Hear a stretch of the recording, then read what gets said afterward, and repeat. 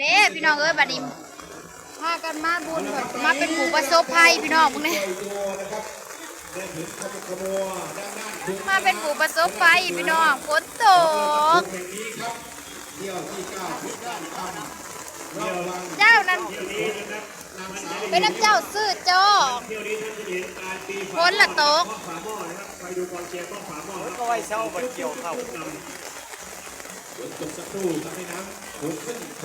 พอประมาณแล้วนะครับเพื่อนในเล่าเลยสิเหรอน่าจะเนาะเด็ดดันทำเรื่องเกี่ยวภาควิจัย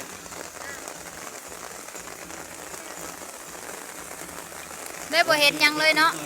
เข้าภาคก็คือหวานทำอย่างที่ทรมานเยอะเกินครับให้รู้ว่าปล่อยโยมาหรือยัง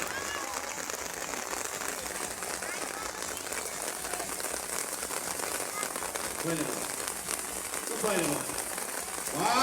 ต่อไปนะครับเที่ยวที่9ครับรับฟังนะครับเป็นของเพชรดาคำจากสปป.ลาวรับฟังเป็นของสวีวันจาก